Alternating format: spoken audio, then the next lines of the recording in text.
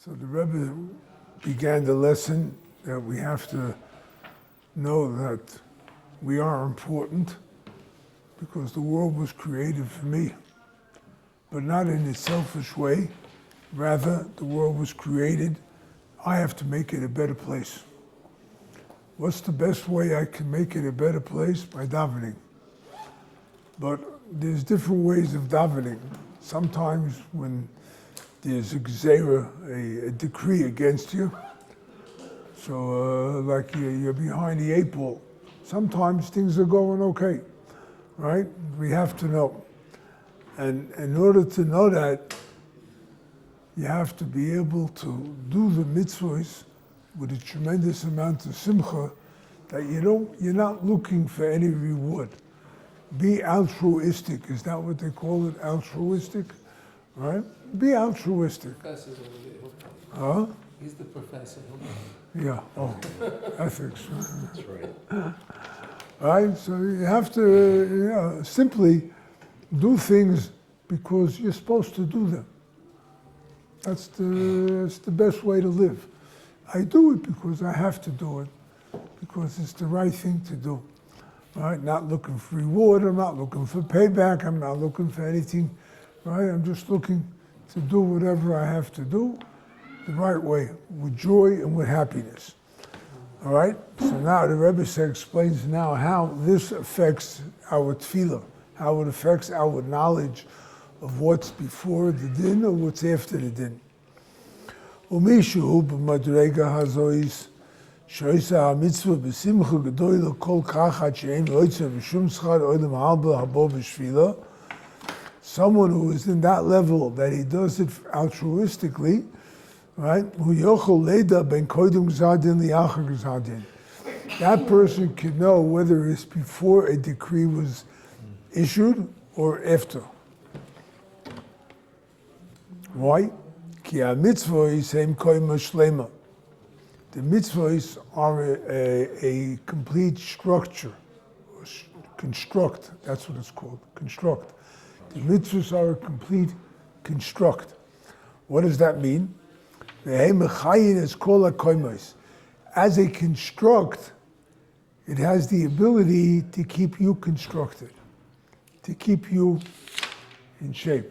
Because since it is a construct, it's a complete figure or structure, right? That mitzvah has the ability to keep you constructed, to keep you on, built, right? Now we had in the previous lesson, we talked about the sins. You want me to find it? I'll find it. The sins are imprinted on a person's bones, right? We had that in the previous lesson. It means it's called an avera because it's over, it goes through from one end of the bone to the other. Now I explained that there has not yet been a pathological report that they've seen the openings of the averas written on the bones. They have not yet seen that.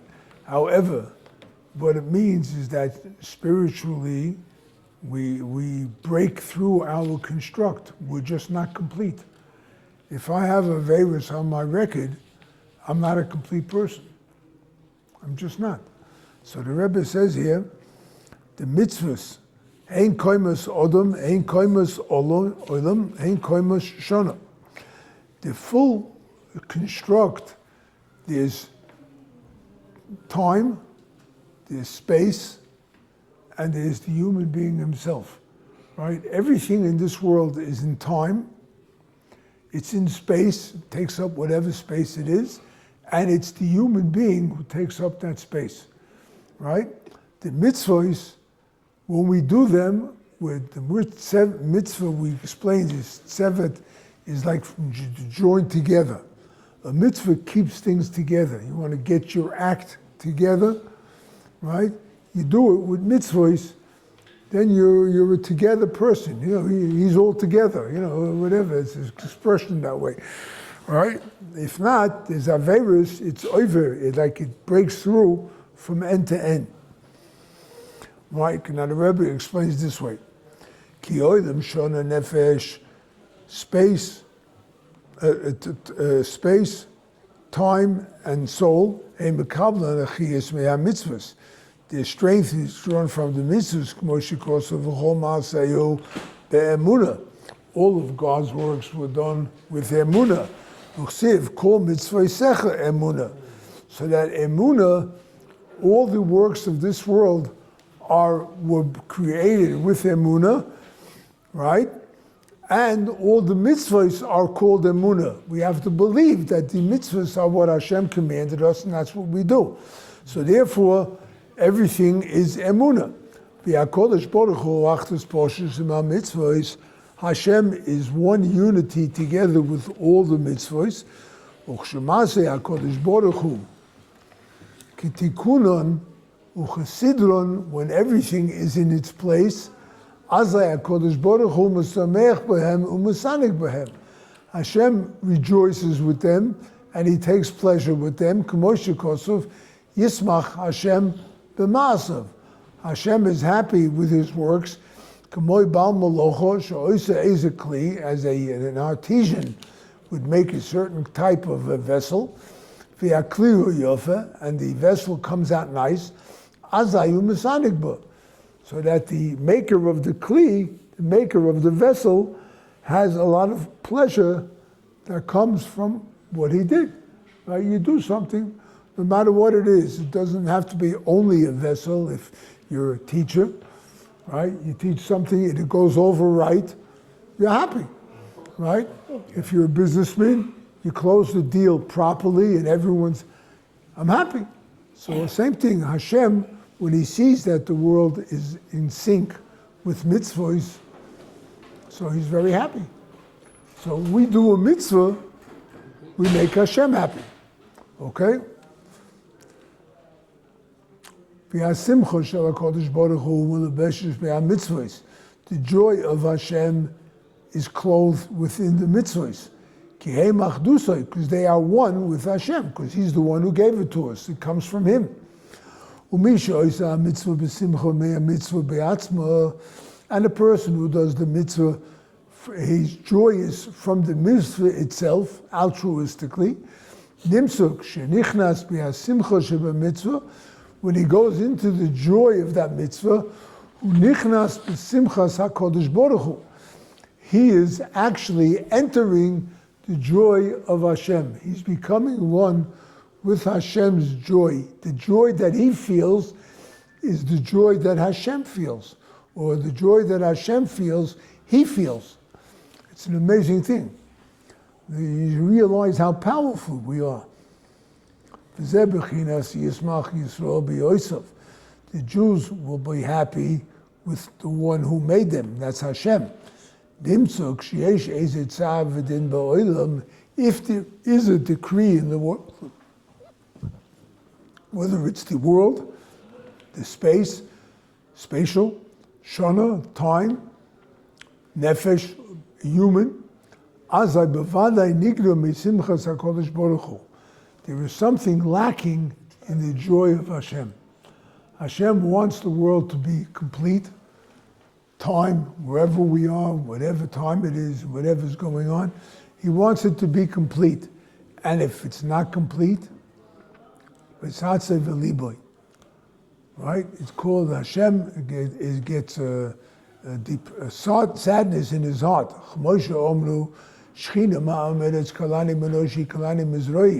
The Gemara says about evil people, when they are put to death by a bezdin, they're brought before bezdin and they're judged, they have to be put to death. The Shekhinah cries over them. Shekhinah, he's in Russia. He did an avera. He went against Hashem. The Shekhinah itself cries over that person, that he's where he is. Somebody who goes into the joy of doing the mitzvah. According to the simcha, according to his joy, if his joy is complete, then he knows that it's there's no din, there's no joy, there's no judgment. If there is a judgment, so then he feels a lack in his joy. Feeling the lack in his joy, it tells him that there is a din, there's a gzeira in the world. If there's any question why we have this, we're not fully joyous these days. There's a lot of dinim in the world. All right?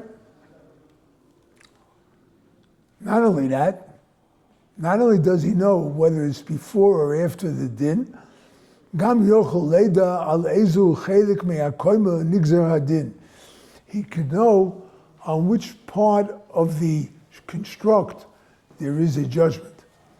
And the Rebbe explains now.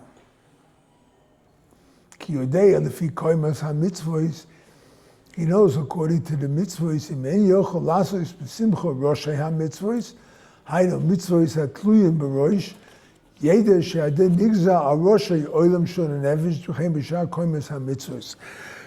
This is an amazing thing. It says, if you can't do a mitzvah with like the heads of the mitzvahs, explain in a minute, right? So that you know the gzeira is against the head. If it's partial, another part, so you know the gzeira is against that separate part. What is this? What do you mean the head of All the right, mitzvah? that's why I said I'll explain it in a minute, okay? The Charedim, there's a Sefer Charedim written by someone from the time of the Arizal, Rebbe Loza Eskiri, I think. So he writes, he has the mitzvahs of the Torah, he has it divided according to which part of the body that mitzvah belongs, right? Do not stray after your eyes, right? So immoral thoughts, lustful thoughts are connected to the eyes, right? You have things that go on in your mind, whether it's thoughts of agnostic thoughts, or whether it's immoral thoughts, or whether it's just wrongful thoughts, right? Hate or jealousy or whatnot, it's in your head or your heart, right? If it's something where you have to do a mitzvah with your hands, like taking a lulav esrog is a mitzvah, right? On the other hand, you hit somebody, it's an avera. Follow?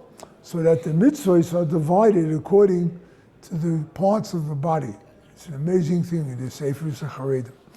At any rate, according to what part of you is not functioning 100% properly at this moment, so that's where you know that there's a problem with the construct of the world. If it's the world, if it's time, if it's the day, whatever the case, Shabbos should be a certain tremendous amount of joy. We don't always feel it, right? During the week, we have different types of joy, right? But not always can you feel it. There are certain things. People get sick. Rachmana litzlan, Hashem should spare us all, right? There are certain things that hit certain parts of the body, and that's the way we know which part of the world or the time element, spatial or time constraints or whatever it is that we're lacking, or we have full control because we're doing the mitzvah right. Is this clear? Mm-hmm. Yeah. Maybe. Yeah, it's amazing, huh? You have no idea how powerful we really are. Can I ask something? Huh? You said that Hashem is happy when he sees mitzvot. But are mitzvot the only thing that makes Hashem happy? Like, I'm thinking avodah, service of some kind, which is a mitzvot, but what about joy, that someone walks in the street and sees a child playing with a flower and feels joy? Is that something Hashem? Anything that's good, Hashem takes pleasure in. He enjoys it. Anything that's good, So right? it doesn't have to be a mitzvot. It doesn't have to be, is it? Because basically speaking, if you find happiness in something, it's a mitzvah also. Mitzvah gedola liyos v'simcha tomid. It's a great mitzvah to be always be happy, right? So these are certain things that anything that we do that's good, right? Or anything that we see is good, right? Okay, you see a bus driver, he's just about leaving his station, right? And then someone comes along running after the bus, knocking on the door, and the guy opens up the door. I find that incredible. Yeah. I find it incredible that a bus driver will actually open the door after he's closed it and moved on. I'm very happy. I say, Hashem, look how beautiful people you have. Look what beautiful people you have. They did something nice, right? I find it incredible when he doesn't open the door. No, my Rosh Yeshiva taught me, very good, Reb Chaim Kramer. We were in a shul, the Breslov shul, before they opened the upstairs, right? It was downstairs. It was a room a little bigger than this, okay? A little bigger than this. It had a wooden door, 2 parts to it. So you go in through one part of the door, the other one was locked, right? You know, with whatever, right? So in the winter, there was a guy who sat on the bench. I davened, the Rosh Yeshiva sat here. There was an old guy, American guy who sat here, and I sat opposite the Rosh Yeshiva. Whenever somebody came into the shul in the winter, and the cold came in, right? The old guy, close the door. When you're in the middle of davening, you can't talk out. But, he would get it. Rosh Yeshiva, and one of the first things I learned from him, he says, I never get amazed when someone does something wrong. I'm always amazed when someone does something right. That was one of the most powerful lessons that I've learned in my life. Because things go wrong all the time. So what's to be amazed about it? So automatically it's going to go wrong. Automatically anything is going to, right? The chiddush is when it goes right. That's great. Isn't it? So, okay? Thank you, that was great. All right. Okay, so good morning, everyone. All right, we're now finishing up Sif Beis in lesson 5. Zeh she'omeru Rabbeinu Zal b'Shabbos talks about the union of Shabbos. Zochreu me'echad b'Shabbos. Remember Shabbos from Echad, from the first day. From Sunday, you should remember Shabbos, right? If you notice, in the morning when we say the Shir Shel Yom, we say Hayom Yom Echad b'Shabbos, Hayom Yom Sheni b'Shabbos, Yom Shlishi b'Shabbos, right? That you should remember Shabbos from the beginning of the week. What does this mean in our context?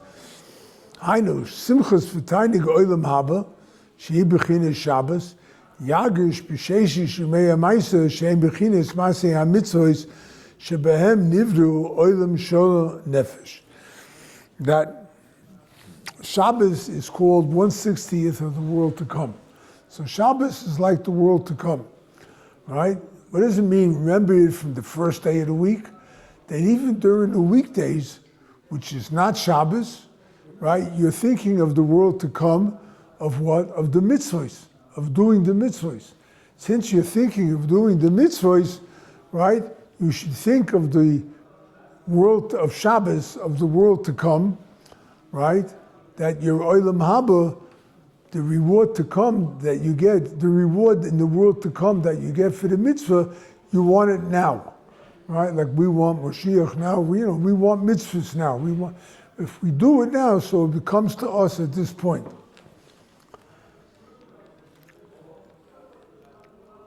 In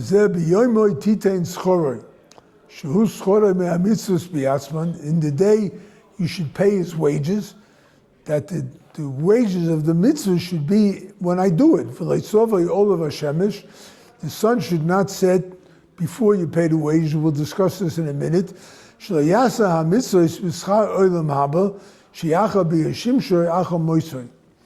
There's a law in the Torah, if you hire a worker, you have to pay him according to the terms of the work. Most of the workers in the old days were day laborers, right? So if you hire a guy on Tuesday to do something for you, paint your house or fix the garden, whatever it may be, you have to pay him that day. You're not supposed to wait with paying the wages. Why? Because the person needs the money, right? So biyomoy titein schoroi. On the day, you should pay the wages of the person that deserves it. Okay? That's the mitzvah of the Torah. The Rebbe explains it now as far as in context of us doing the mitzvahs and being happy with the mitzvah itself without waiting for the reward for the world to come. Right? Biyomoy titein schoroi. The first letters, by the way, make up the word Shabbos. Right? The initial letters make up the word Shabbos, so that it's referring actually to doing the mitzvahs. Right? The mitzvahs that we do, we're supposed to do them and accept the joy. My reward for the mitzvah is now while I'm doing the mitzvah. In other words, I'm very happy that I merited to do the mitzvah. And I'm not waiting for any reward later on. I'm not waiting for it, right? So what does the verse says? You pay him during the day. Do not let the sun set before you pay him the wages, which the Rebbe says when the sun's setting means it refers to a person passing away, right? You passed away, your sun set. That's it. Finished, right? It says, do the mitzvahs with the reward for doing the mitzvah now. While I'm alive, while I'm doing the mitzvah, I enjoy the mitzvah and I have that kind of simcha. That's an incredible level. It's not easy, but it is attainable. It is possible for people. And as we said, we use the word altruistic, which means that a person can do something just to do something nice. And that's why Hashem gets pleasure even from just a simple, nice thing. Right? There's litter on the ground, and I happened to pick it up and I threw it in the garbage. I kept Eretz Yisrael clean. It's nice. It's not a mitzvah in the Torah. It doesn't say that. But yeah, I did a nice thing. Right? Doesn't mean you should go around collecting garbage. That's a different story. But you have to be able to do something, feel good about it, be happy that I did something good. Okay? Anything good we do, be happy that we did it. Okay. Now, Siv Gimel, third paragraph. V'hika simcha hu b'leiv. The main joy is felt in the heart. K'moshe kosev nosato simcha b'libi. Hashem put joy in my heart. If you don't feel the joy, you can put on a smile. You can do a lot of things that make you look happy, but you're not really happy, right? So you have to have the joy felt in the heart.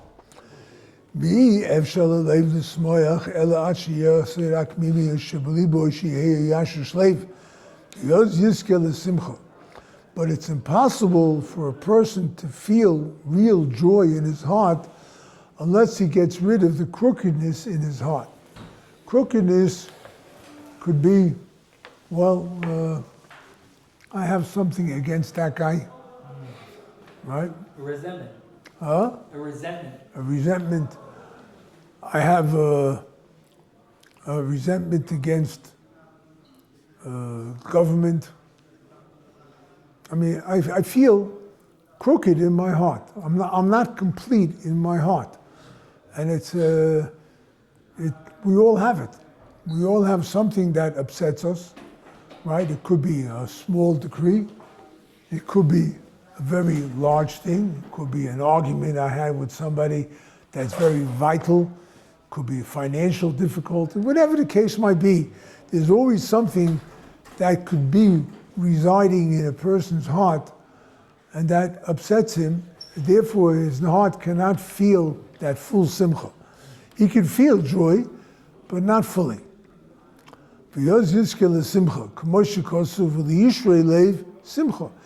my heart is straight, my heart is full, then I can feel joy. How do you get rid of the crookedness in your heart? Through thunder. We'll explain this at the end of the paragraph. We'll explain what thunder really is.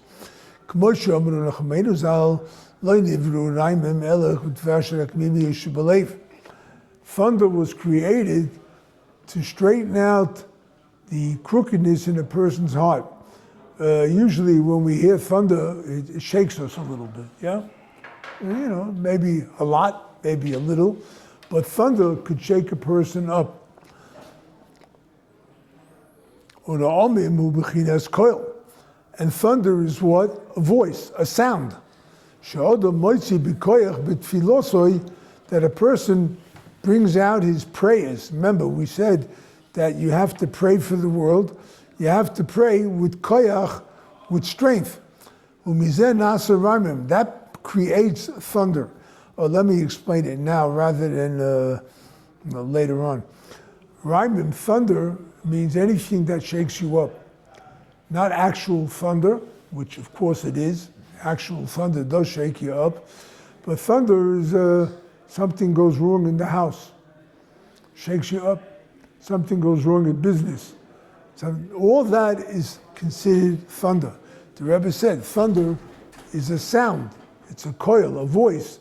It's something that shakes us up, like I get involved with the government, with the IRS, or whatever the case may be, right? It shakes me up, right? It does, and it can last a long time. That's just one roll of thunder. But whatever the case might be, things can go wrong. That's thunder, right? Anything that shakes me up is considered thunder. I have to, now the Zohar says, the Rebbe says, thunder, this, what causes thunder? If I daven with strength. The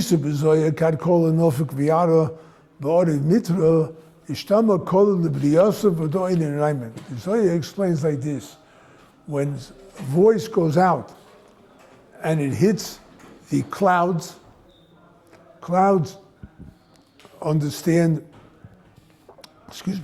represent a cloudy vision. Right? That's like thunder. Thunder shakes me up. A cloudy vision clouds my vision. I don't see clearly what I'm supposed to be doing at this moment. Should I not? Whatever. That's clouds, right? So when the voice, when the sound hits the clouds, this is what causes sound to be heard by people, and that is called thunder. Okay, and now in the context of what we're explaining, this makes sense. V'ika haraimim hemigvuros.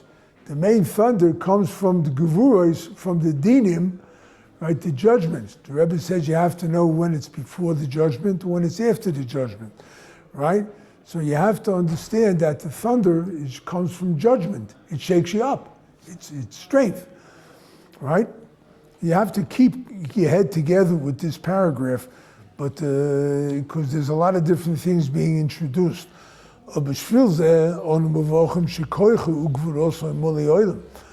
you hear thunder, there's a bracha to be said.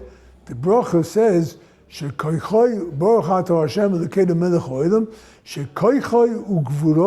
strength and his power, it fills the world, right? So that we have to know that the thunder comes from koyach.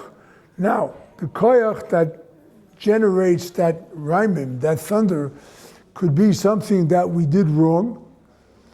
Hey, yeah, did your wife ever rebuke you? I saw a cute thing, by the way. A guy is 1 o'clock at night, he's walking home, and the cop stops him. Where you going? He says, I'm going to a lecture. A lecture at this hour? He says, yeah. From who? Oh, from my wife.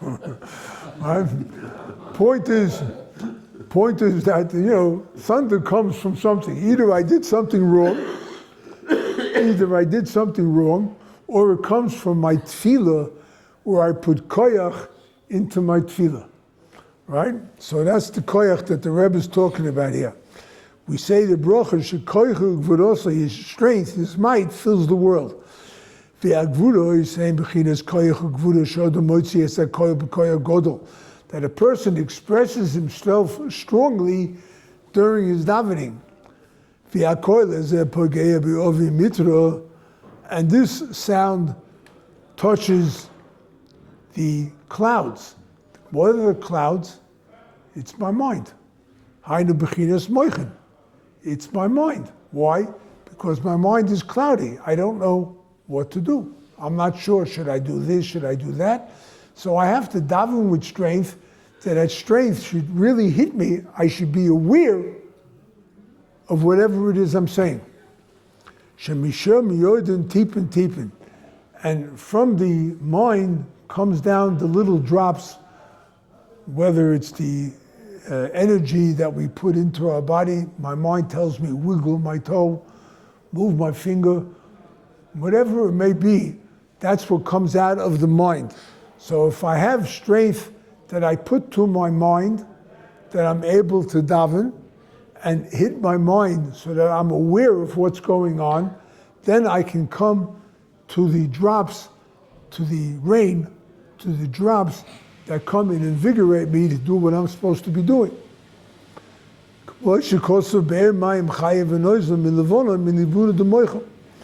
There is something called a well, a spring well of water that comes from Levonon.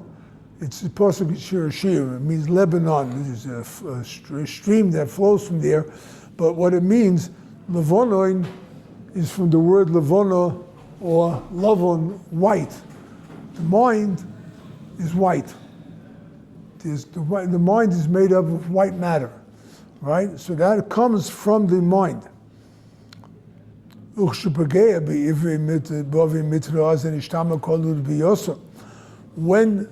the koyach, the power, hits my mind, and then I hear a voice, the thunder that comes into me. The sound of thunder is in my galgal. Galgal is my mind, my head, my skull. The skull of the mind.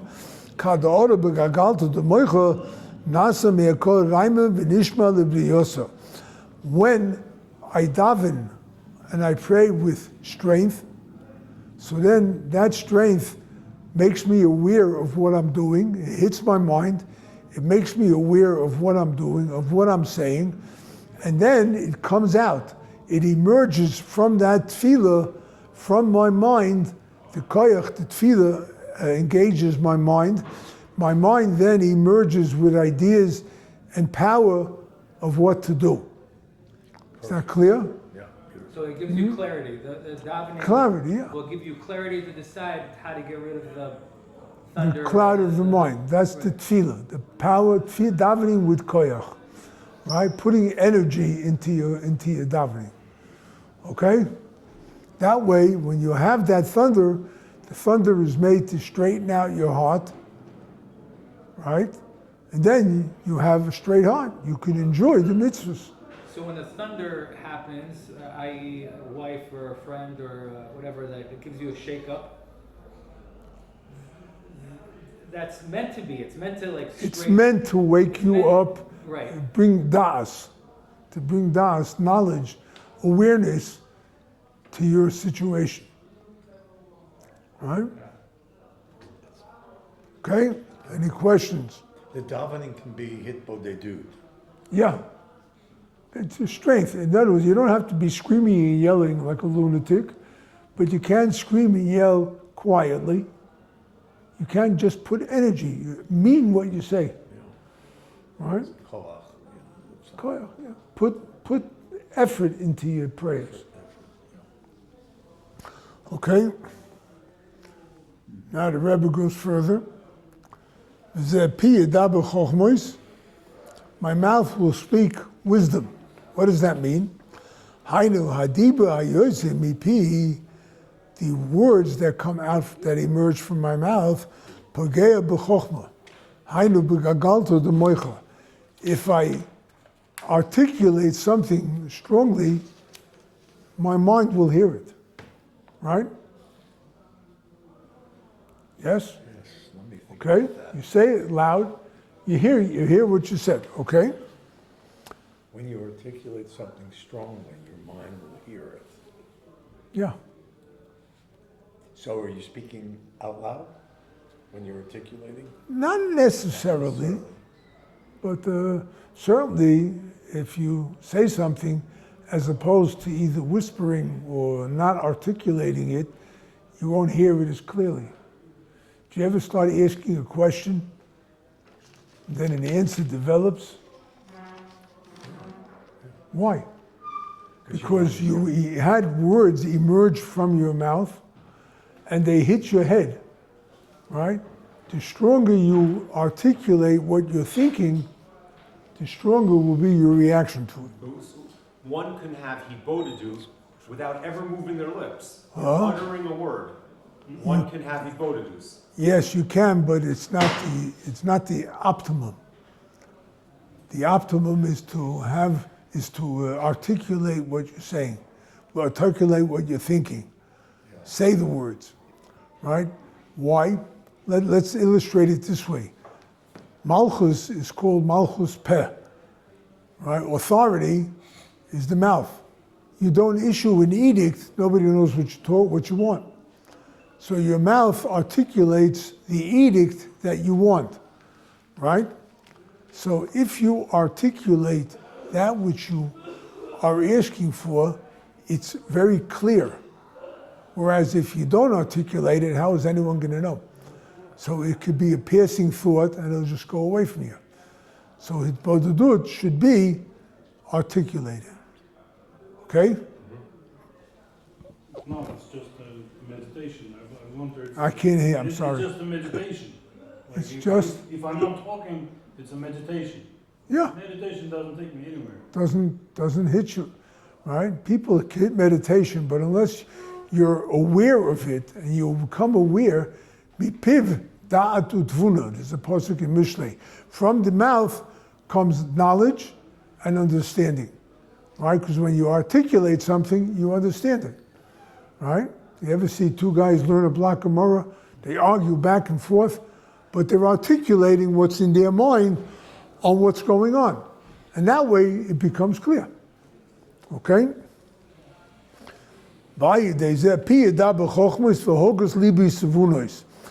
The verse reads like this: my mouth will speak wisdom, and the understanding of my heart will come to clarity. Okay? So now, when a person articulates what's in his mind, the thunder is awakened. When the mind is activated with energy, then the thunder is the heart is aroused. The voice arouses kavana. This is a Gemara, Brachos. Shulchan Aruch brings it, Rebbe brings it in several places. By having the words emerge with energy, we'll call coil the energy. When it comes out with energy, then it arouses your intention. It brings awareness to your mind what you're saying. Right? Okay, clear? Right. There's a lot of things in this lesson. It's an amazing lesson. Well, they all are, but okay. Yeah.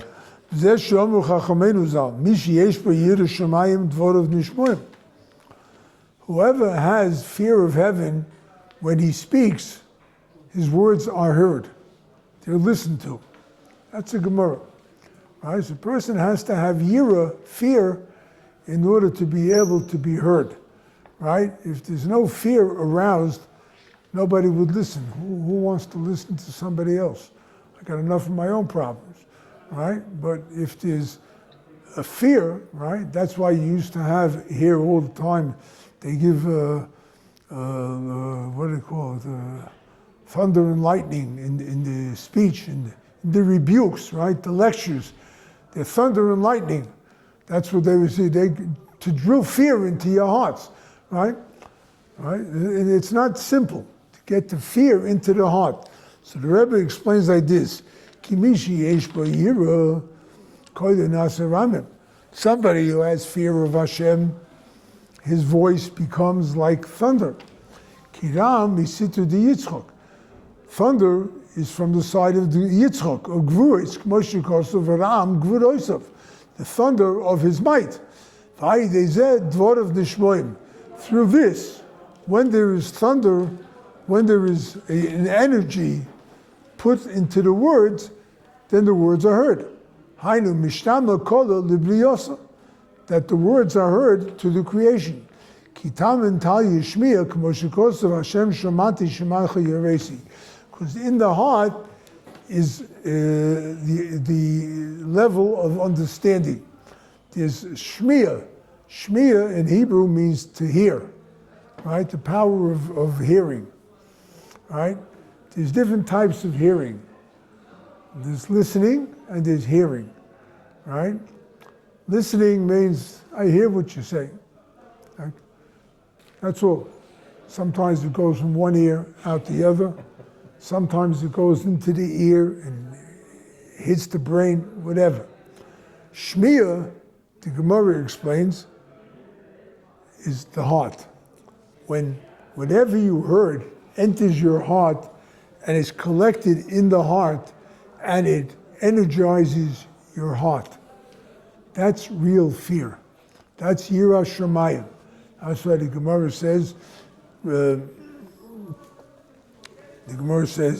that Kol Mokom Shenema V'Yeresa, right? V'Yeresa Mi'alikecha is the Dvarim Shenimsoron L'Leiv. Dovra Hamos L'Leiv Nema V'Yeresa. Something that's given over to the heart, it says, fear Hashem. Fear. Fear has to go into the heart. That's what straightens out the heart. A person has fear of Hashem, and this could happen, that could happen, whatever. I have fear of Hashem, so that helps straighten my heart and keeps me on the straight and narrow. Okay? Any questions on that? No? Okay. I just always had trouble with fear of Hashem. I don't really get what that means. I seem to get it sometimes and not others. All right, there's different levels. I was just coming to that. Fear and awe are basically the same thing, but you have to understand it in its perspective. Awe, I had a friend in England who once saw the Queen, Elizabeth. She's gone already, but whatever. But he said, you stood there before royalty, there was a certain awe and respect that you felt for the Queen, right? She was a human being, just like you and me, right? But somehow her position, her being, gave me a feeling of awe and respect. That's what my friend told me, right? And I understood this a lot better once he said that to me, right? There are people who stand in front of them, they demand respect. They're not asking you for it. They're just there, right? But you feel a certain amount of awe and respect for that person, whether he's a big Talmud Chacham, whether he's very wealthy and has used his wealth for good, right? Whether he's a very strong person and he's used his abilities to help others, right? Whatever the case, you stand in front of certain people, they demand awe and respect, even without them asking for it. Fear, right, is basically the same thing. Fear of Hashem, right? However, fear is in a different category. Fear, the Zohar talks about, there's two types of fear. Fear of punishment, right? I don't want my children to get sick, so I do the mitzvahs, right? The Gemara says, whoever gives a coin for tzedakah and on condition that my son should live, it's a mitzvah, right? But it's fear of punishment. I'm fear that I don't want to get sick. It's not good to be sick. Not healthy, right? It's not healthy, right? There's I don't want to park here, I may get a ticket. Fear, right? There's a fear of punishment. And then there's a fear of Hashem. Why? Because he's that exalted figure that I have to have awe and respect for him. Follow? Yeah. That's the idea of fear of Hashem. You're not supposed to sit there and shake in fear.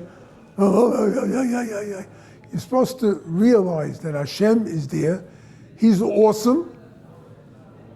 It's awesome. Right? That's what you have to realize. It just seems like so many people, when they hear fear, Yeah, they get they frightened. have their own. They get frightened. Yeah. Fear frightens a person, yeah. Right? But that's not what it's meant to be. It's the way it's explained that get people, sick in the head. Or not explained. Or not explained. But that's what happens, right? Things are not explained clearly. You learn the Likutey Moharan, you come to a clarity. You come to understand these things, right? And that's what it's all about. Okay, we'll be holding. 10 minutes. Okay, I think we can finish this paragraph. Again, there's a lot of things coming in at us at one time, so you have to hold cup, they say. It's that Pedish. There's a verse that says it's in Tillim, that there are those who are of mighty strength, they do the word of Hashem, they listen to the word of Hashem. Right? Now the Gemara says this is talking about angels. But here the Zohar says something very incredible. Zachin l'malim kolim ela'ela. Those who have that strength, that energy, they place it right into their words. They are the ones who are worthy of l'shmoya b'kol dvoroi. They could hear the words of Hashem. Hainu ayadei agvudo is na'asarayim. Through the strength becomes thunder. V'ayadei zeh halev shomeya. And through this, the heart hears. Hainu hogus libi sifunois. My heart hears. You gave your servant a heart that listens. Right? Shlomo HaMelech, when he became king, Hashem appeared to him and he asked him, what do you want, Shlomo? Right? You were appointed king by King David. What do you want? He says, I need a straight heart in order to be able to judge this nation properly. Right? Who could judge properly? Right? We see judges are all corrupt, or most of them are, or some of them just decide the law according to the way they feel at the moment, whatever the case is, right? Whether it's politically motivated or honorable motivated, whatever the case might be. Right? Shlomo HaMelech asked for a leiv shomeya, a heart that listens, that I should hear what people are saying and adjudicate properly. That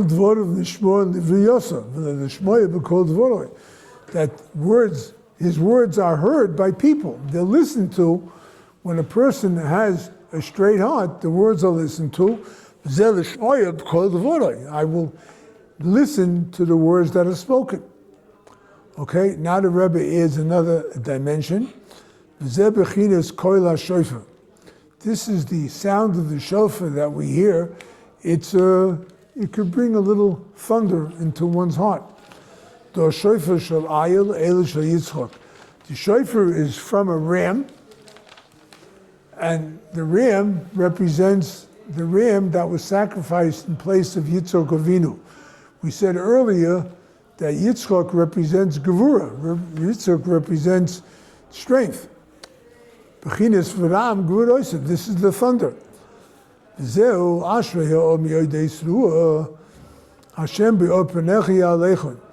Fortunate is the nation that knows Trua.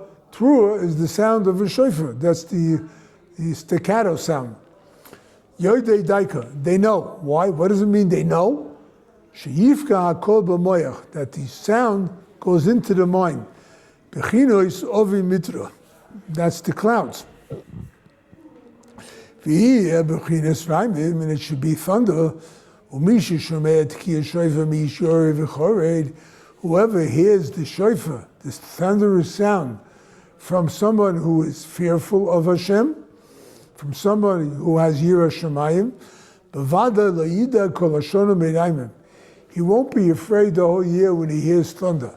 In other words, if he hears that sound of the shofar on Rosh Hashanah from somebody who has it in his heart, right, who has fear in his heart, so that will spill over to the entire year, that all the thunders that he has, he won't be so afraid. In other words, I know I'm going to have challenges during the year. There's no question.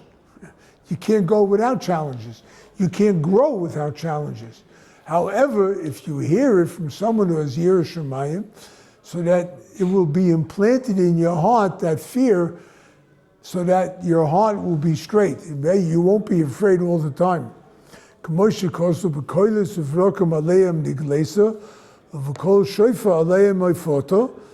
With sounds and thunder and lightning, you appeared to the Jews at Sinai, and you came to them with the sound of a shofar.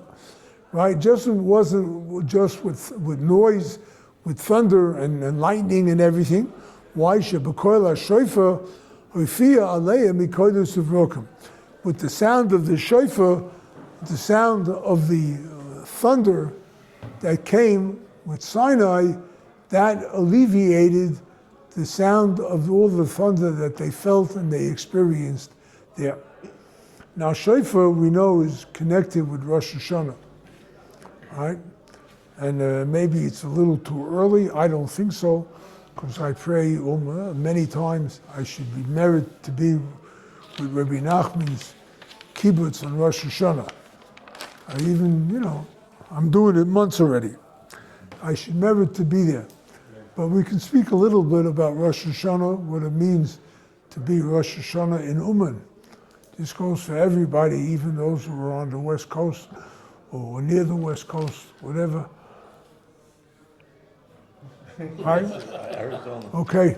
The point is that the Rebbe's Rosh Hashanah is anyone who's been there knows that it has no equal on the planet. You talk about the world, space, you talk about time, and you talk about the human being. It all gets together on Rosh Hashanah. When you have the shofar, when you have that thunder, when you have that sound, that fear, you see a tremendous amount of joy, Rosh Hashanah. Dancing and singing, right? You see amount of crying, pouring out their heart and whatnot. That's basically what the Rebbe is talking about here when he says Uman Rosh Hashanah. Go to Uman Rosh Hashanah is an entirely different experience than anything. If you have that Uman Rosh Hashanah, what you end up having is the Rebbe says, whoever was by me for Rosh Hashanah has reason to be happy the entire year. Right? Why is that? The Rebbe is explaining it here. Here the Rebbe is saying, you don't have to question whether you should bring the kids or not, whatever. Everything means that we should try and get to Uman Rosh Hashanah. Okay? I think I've got it. I hope you did. Do you want me to sum it all up? Yeah. The sound of the shofar is like thunder. And thunder is a voice that shakes you up. Yeah. And it is a hearing that enters your heart. Fear is the result of thunder, and that is a hearing that enters your heart. So there's a message there to align with Hashem. To understand what you've done wrong but, uh, yeah, and, yeah. and then Straightens to- your heart and- and brings you to joy. And brings you to joy. So we expect to see you in in Rosh Hashanah. Yes, that's right, I We get hope it. so. Okay? So I have the. That's pieces. what it's about. So what you're hearing in your heart, because that's the connection to Hashem. Yeah. What comes out of that, what your mind hears as a result of the articulation of the fear, is the message from Hashem, the joy of Hashem. Yeah. Very good. That makes Very sense? good. To me, it does. I mean, I mean, Yeah. okay. Amazing. It is.